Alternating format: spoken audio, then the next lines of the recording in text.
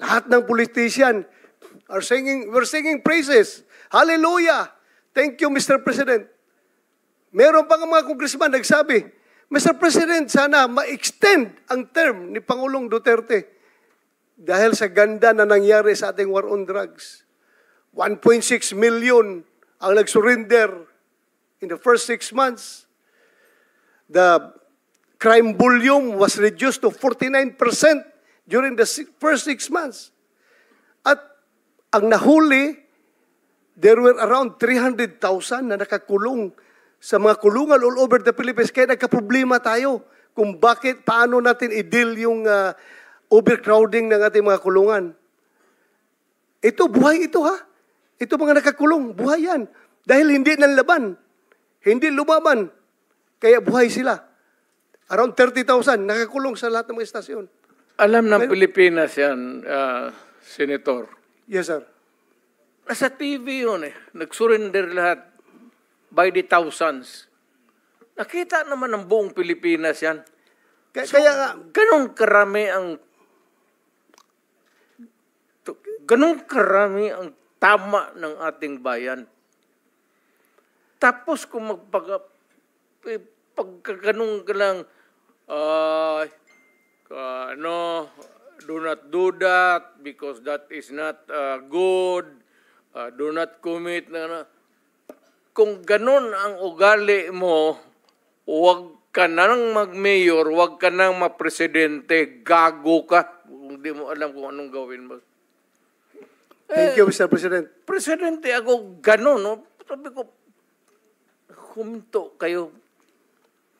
So ngayon, Mr. President, kasi dito sa kultura natin, alam mo, the Philippines remain feudal until now.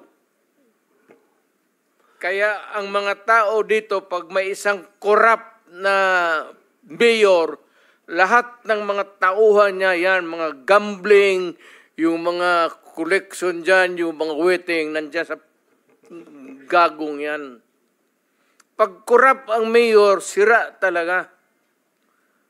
Kaya pag hindi, sa panahon ko, tinawag ko talaga, sabi ko, huwag sa panahon ko.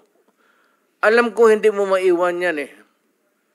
Kasi mukha mo po, yung mukha mo, ilagay mo yung mukha mo dyan sa pera mo, palit mo kay Rizal. Pero wag sa panahon ko, tayo. Thank you, Mr. President. Alam nila, ayan puro chief of police ko yan. Alam nila yan. Ngayon, Mr. President, na nag-imbestiga. Hindi mabuti yan, Senator, Mr. Chairman, give us enough time so that malaman na rin ng Pilipinas na kung ano talaga ang problema ng Pilipinas. Sisirain talaga ang bayan natin, sigurado. Kawawa ang mga bata. Yan ang problema ko. Nung mayor ako, sabi ko, wag na wag kasi kawawa yung mga bata. Now, Mr. President, ngayon na ikaw ay iniimbestigahan sa war on drugs, where are they now? Yung mga nagsusuporta sa iyo noon sa war on drugs. Hindi natin narinig ngayon. Iniwan ka sa ere. Ano po yung naramdaman mo? Takot. Alam ko kasi yung tao. For the good time lang yan sila. Yung mga crisis kang ganito, wala ka namang kaibigan. Walang sumusuporta. Well, of course, nandito si kaibigan ko, nandito si Mr. Biliga, nandito si Sal. Ayan dyan sa likod ko. Ilan lang yan. Pero pagka ngayon ang Davao, ngayon, taga-Davao ka man. Taga-Davao kayo lahat. Kayo mga general, dumaan doon. Good time na. Peaceful na. Walang gulo. Walang pickpocket.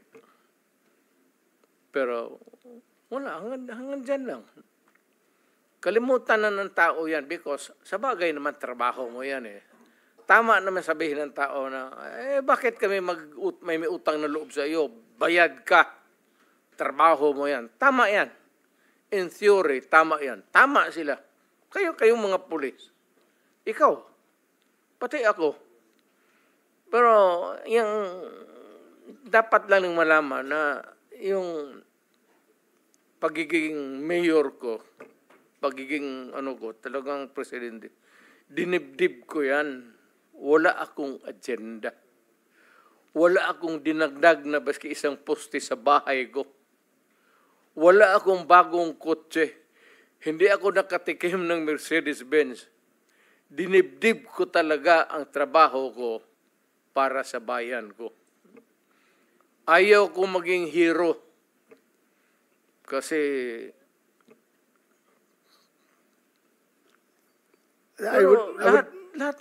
kayong lahat ng mga chief of police dumaan sa Davao. And I would like to take this opportunity with the permission of the chairman that I would like to thank you, Mr. President, for your war on drugs.